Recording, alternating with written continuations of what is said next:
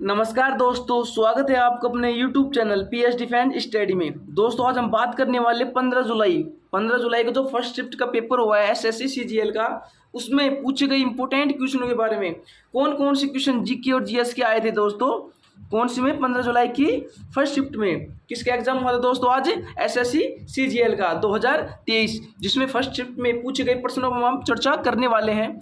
कौन से प्रश्न पूछे गए थे इंपोर्टेंट क्वेश्चन जीके और जीएस के, तो वीडियो को बिना स्किप किए बिना वीडियो को अंत तक देखना और सभी इंपोर्टेंट क्वेश्चनों को हम आज इस वीडियो के माध्यम से बताने जा रहे हैं, जो आज की शिफ्ट में देखने को मिले थे और आगामी शिफ्ट में भी देखने को मिल सकते हैं। तो वीडियो को बिना स्किप किए बिना वीडियो को कंप्लीट पूरा देखना। तो देखो आगे देखो, क्वेश्चन क्या है दोस्तों आज 1828 में ब्रह्म समाज की स्थापना राजा राम मोहन राय ने की थी। कहाँ की थी दोस्तों ये राजा राम मोहन राय ने 1828 में कोलकाता में। कहाँ पे दोस्तों? कोलकाता में। तो इस क्वेश्चन का राइट आंसर हो जाएगा दोस्तों कोलकाता आ जाएगा। इसमें क्या आ जाएगा दोस्तों? कोलकाता। अब कुछ पॉइंटों पर चलते हैं इसके। देखो 1815 में आत्मीय सभा का रूपांतरण ब्रह्म समाज है दोस्तों। 1815 आत्मीय सभा का रूपांतरण ब्रह्म समाज है। अगला पॉइंट देखो 1867 में आत्माराम पांडुराम ने प्रार्थना समाज की राष्ट्रीय स्थापना की। किसकी दोस्तों? 1857 में आत्माराम ने पांडुरंग ने प्रार्थना समाज की स्थापना की। और कहाँ की दोस्तों? ये महाराष्ट्र में। कहाँ की दोस्तों? महाराष्ट्र में। तो ये बहुत इंपॉर्टेंट क्वेश्चन पूछे गए थे आज की शिफ्ट में दोस्तों, और आगामी शिफ्ट में भी देखने को मिल सकते हैं। तो वीडियो को कंप्लीट देखना दोस्तों। तो देखो आगे देखो क्या पूछा, अगला पॉइंट देखो 1873 में ज्योतिबा फुले ने महाराष्ट्र में सत्य शोधक समाज की स्थापना की। क्या की दोस्तों? 1873 में ज्योतिबा फुले ने महाराष्ट्र में सत्य शोधक समाज की स्थापना की। अगला पॉइंट देखो 1875 में दयानंद सरस्वती ने मुंबई में आर्य समाज की स्थापना की। क्या की दोस्तों? 1875 में दयानंद सरस्वती ने मुंबई में आर्य समाज की स्थापना की। अगला पॉइंट देखो रामकृष्ण मिशन की स्थापना विवेकानंद ने कहाँ की दोस्तों? कहाँ की दोस्तों? कमेंट सेक्शन बताइए कब की दोस्तों ये? 1897 में। कब की दोस्तों? 1897 में की। अगला पॉइंट देखो भारत में थियोफिक्स सोसाइटी के मुख्यालय एडीआर 1882 में खोला गया। क्या खोला गया दोस्तों? भारत में थियोसॉफिकल सोसाइटी का मुख्यालय कब खोला गया दोस्तों? 1882 में खोला गया। इस सोसाइटी में बेसेंट जुड़े भी रहे थे। किसमें दोस्तों? ये भारत में थे। तो देखो अगला पॉइंट देखो, नेक्स्ट पॉइंट पर चलते हैं। अगला क्वेश्चन देखो, प्राचीन काल में किस नदी को सुतुद्दी कहा जाता था दोस्तों? प्राचीन काल में किस नदी को सुतुद्दी कहा जाता था? किसको कहा जाता था दोस्तों? ये सतलज को। किसको दोस्तों? सतलज को। अब कुछ पॉइंट पर चलते हैं दोस्तों। इसमें पॉइंट देखो, जैसे ओस्ट को क्या कहा जाता था दोस्तों? चिनाव। ओस्ट की नदी को क्या कहा जाता था दोस्तों? चिनाव। उसी प्रकार विपाशा को क्या कहा जाता था दोस्तों? व्यास। क्या कहा जाता था विपाशा को? व्यास।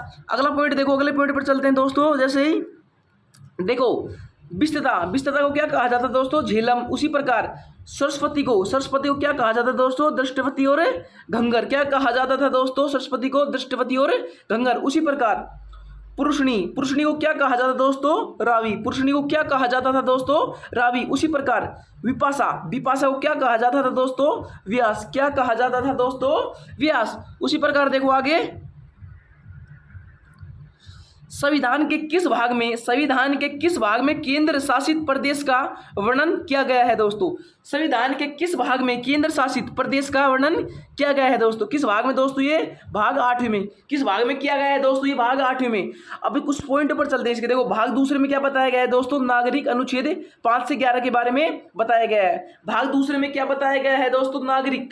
नागरिकता अनुच्छेद 5 से 11 के बारे में बताया गया है। उसी प्रकार भाग तीसरे की बात करें, भाग तीसरे में मौलिक अधिकार अनुच्छेद 11 से 35 के बीच बताए गए हैं। उसी प्रकार भाग चौथे की बात करें, भाग 4 में नीति निर्देशक तत्व अनुच्छेद 36 से 51 के बारे में बताया गया है। उसी प्रकार भाग 5 की बात करें, भाग 5 में संघ यूनियन 52 से 151 में बताया गया है। अगले पॉइंट पर चलते हैं। देखो उसी प्रकार देखो भाग 6 की बात करें, भाग 6 में राज्य 152 से 23 के मध्य बताया गया है। भाग 6 में राज्य 152 से 23 के मध्य में बताया गया है। उसी प्रकार अगर भाग 8 की बात करें, भाग 8 में केंद्र शासित प्रदेश 239 से 242 के मध्य में बताया गया अनुच्छेद में।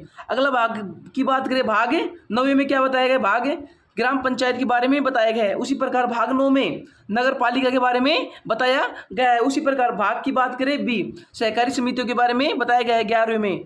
अगर 10 की भाग करें अनुच्छेद 10 की, तो 10 में क्या बताया गया दोस्तों, अनुसूचित जाति और जनजाति क्षेत्रों के बारे में वर्णित किया गया है दोस्तों। आगे देखो नेक्स्ट क्वेश्चन देखो, क्वेश्चन अगला क्या था, क्या पूछा गया था आज की शिफ्ट में दोस्तों, चंदेरी के युद्ध में बाबर से किसे पराजय मिली थी दोस्तों। चंदेरी के युद्ध में बाबर से किसे पराजय मिला था दोस्तों, किसे दोस्तों, ये मेदिनी राय को पराजय मिली थी। कब मिली दोस्तों, ये 1528 में। अब देखो कुछ पॉइंट पर चलते हैं, इसके जो मेन पॉइंट थे जो आज की शिफ्ट में दोस्तों देखने को मिले थे। क्या पॉइंट थे दोस्तों, पानीपत की प्रथम लड़ाई 1526 में इब्राहिम लोदी को हराकर हुई थी दोस्तों।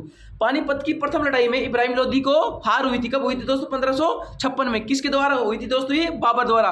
बाबर ने 1556 में इब्राहिम लोदी को पानीपत की प्रथम लड़ाई में पराजित कर दिया था। उसी प्रकार नेक्स्ट पॉइंट देखो, 1557 ईस्वी में खानवा का युद्ध राणा सांगा हारे थे। उसी प्रकार बाबर ने राणा सांगा को खानवा के युद्ध में हरा दिया। कब हरा दिया गया दोस्तों, ये 1527 ईस्वी के अंदर। नेक्स्ट पॉइंट देखो इसके आगे, उसी प्रकार देखो 1529 में घाघरा का युद्ध मोहम्मद गोरी हारे।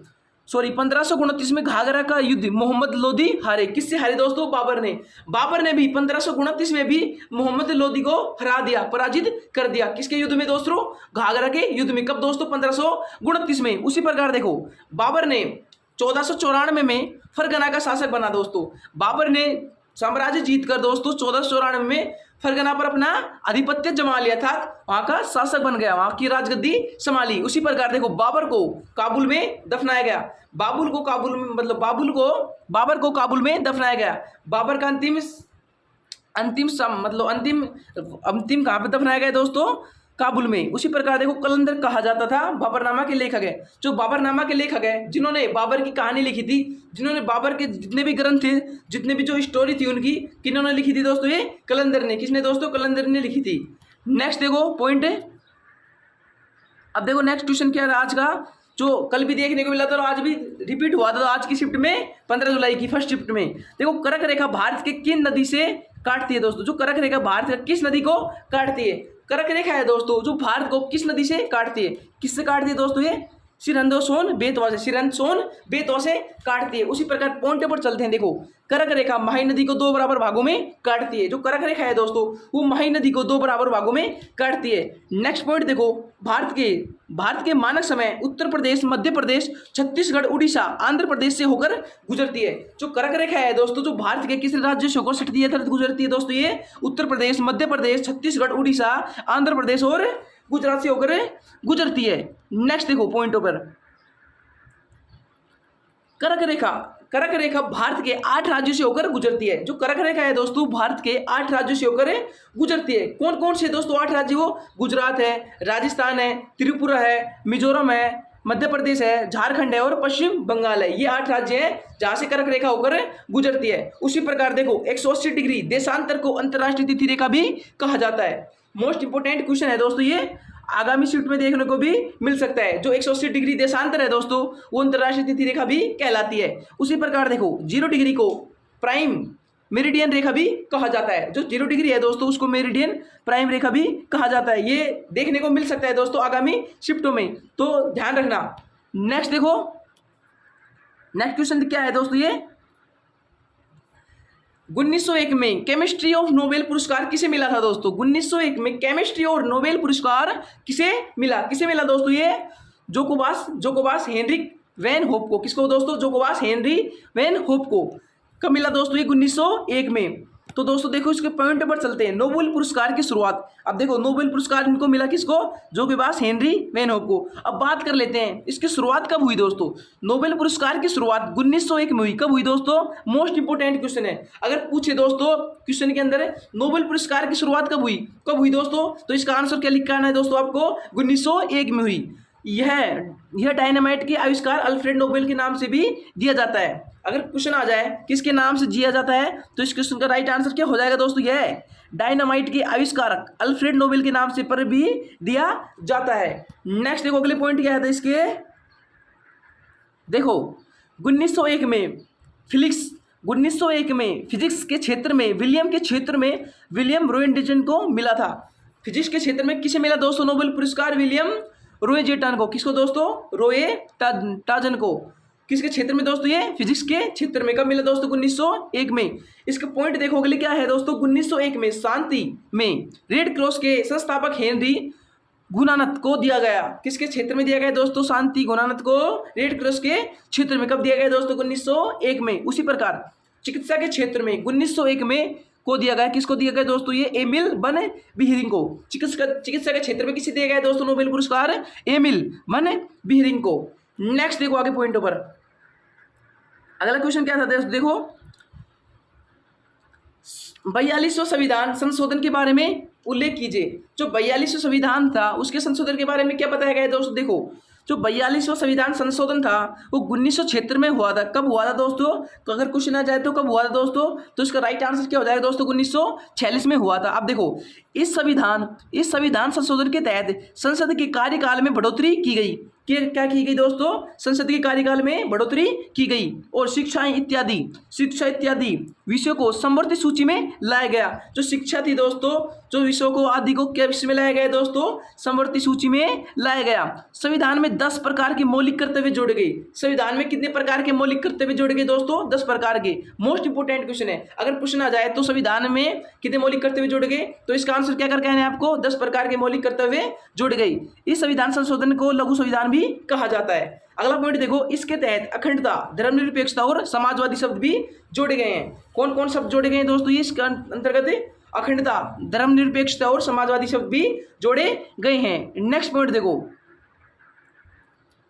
यह स्वर्ण सिंह समिति की अनुशंसा में प्रेरित है दोस्तों। यह स्वर्ण सिंह समिति की अनुशंसा से प्रेरित है। अगला पॉइंट देखो, 86वां संविधान संशोधन 2002 के द्वारा 11वीं मौलिक कर्तव्य जो 6 से 14 वर्ष तक के बच्चों के लिए शिक्षा का प्रबंध कराना है वो ऐड किया गया। क्या किया गया दोस्तों? 86वें संविधान संशोधन के तहत 2002 के द्वारा 11वीं मौलिक कर्तव्य 6 से 14 वर्षों तक के बच्चों के लिए शिक्षा का क्या करवाना है? प्रावधान प्रबंध कराना है। ये क्या किया गया? इसमें जोड़ दिया गया। अगला पॉइंट देखो, मौलिक कर्तव्य अनुच्छेद 51वें भाग में चौथे भाग में रखा गया है। जो मौलिक कर्तव्य है दोस्तों वो अनुच्छेद किस भाग में रखे गए हैं दोस्तों? 51वें और चौथे भाग में रखे गए हैं, जो रूस के संविधान से लिया गया है। किसके संविधान से लिया गया है दोस्तों? ये रूस के संविधान से लिया गया है। कौन कौन से अनुच्छेद लिए गए हैं दोस्तों? 51वें और चौथा संविधान के अनुच्छेद। नेक्स्ट देखो अगले पॉइंट पर अगला क्वेश्चन क्या था, वैदिक काल में राजा को क्या कहा जाता था दोस्तों? वैदिक काल में राजा को क्या कहा जाता था? क्या कहा जाता था दोस्तों वैदिक काल में राजा को? गोपति। क्या दोस्तों? गोपति। तो इसके मेन पॉइंट पर चलते हैं, जो मोस्ट इंपोर्टेंट पॉइंट हो सकते हैं दोस्तों आगामी एग्जाम के लिए, आगामी शिफ्टों के लिए, एसएससी सीजीएल के लिए। देखो, अमीर व्यक्ति को क्या कहा जाता है दोस्तों? गोमत। उसी प्रकार अघन्य शब्द का उपयोग गाय के लिए किया जाता है। जो अघन्य शब्द है दोस्तों उसका उपयोग किसके लिए किया जाता है दोस्तों? गाय के लिए किया जाता है। किसके लिए दोस्तों? गाय के लिए किया जाता है। नेक्स्ट देखो आगे पॉइंट पर,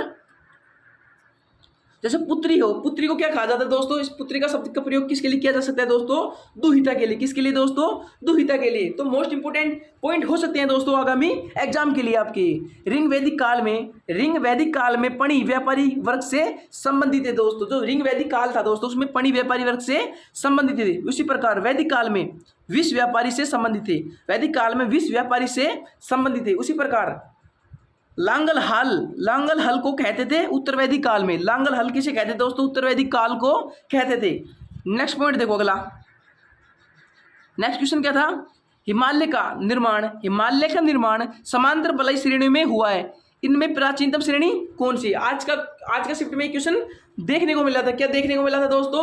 हिमालय का निर्माण समांतर बलाई श्रेणियों से हुआ है। इसमें प्राचीनतम श्रेणी कौन सी है? कौन सी है दोस्तों? ये बृहद हिमालय या महान हिमालय। कौन सी है दोस्तों? बृहद हिमालय या महान हिमालय। तो कुछ पॉइंट पर चलते थे। हिमालय 4 भाग ट्रांस हिमालय, हिमालय का चौथा भाग क्या है? ट्रांस हिमालय। उसी प्रकार वृहद हिमालय था, महान हिमालय, लघु हिमालय, भारी हिमालय या उप हिमालय या शिवालय। इसके मेन पॉइंट हो सकते हैं दोस्तों।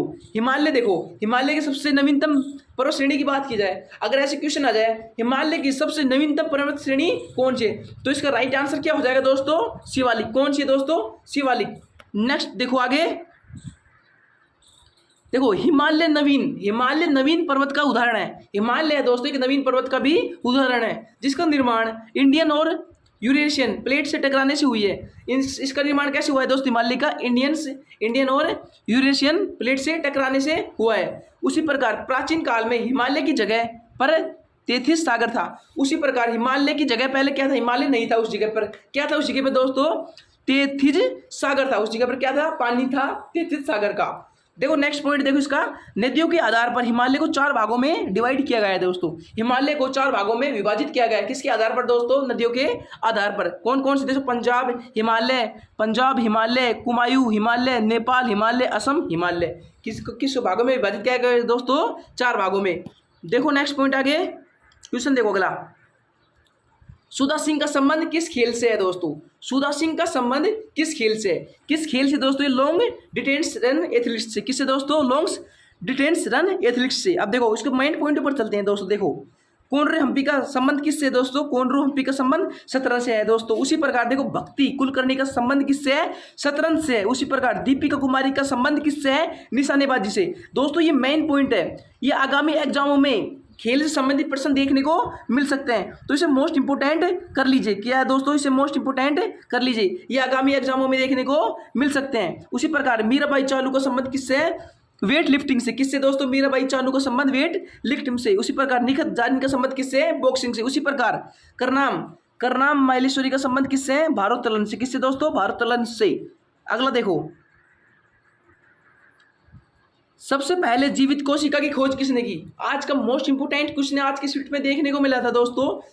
जीवित कोशिका की खोज किसने की? किसने की दोस्तों? ल्यूवेन होंग ने। अगर बात की जाए कोशिका की खोज किसने की दोस्तों? रॉबर्ट हुक ने। इसमें क्या पूछा गया है दोस्तों आज की शिफ्ट में? जीवित कोशिका की खोज किसने की? किसने की दोस्तों? ल्यूवेन होंग ने। अब इसको कुछ पॉइंटों पर चलते हैं। कोशिका शब्द का सर्वप्रथम किसने प्रयोग किया? रॉबर्ट हुक ने, जिसने सर्वप्रथम कोशिका की खोज की। तो इसका सर्वप्रथम प्रयोग किसने किया दोस्तों? रॉबर्ट हुक ने। अगला पॉइंट देखो, नेक्स्ट पॉइंट देखो अगले इसके, कोशिका का अध्ययन किसमें किया जाता है दोस्तों? साइकोलॉजिकल में। किसमें दोस्तों? साइटोलॉजिकल में। देखो जंतु कोशिका और पादप कोशिका के मुख्य अंतर, जंतु कोशिका में कोशिका भित्ति का होना है। जंतु कोशिका और पादप कोशिका का मुख्य अंतर क्या है दोस्तों? जंतु कोशिका में कोशिका भित्ति का होना। अगला पॉइंट देखो, माइटोकॉन्ड्रिया को क्या कहा जाता है दोस्तों? देखो मेन पॉइंट है, इसमें से क्वेश्चन क्या बन सकता है?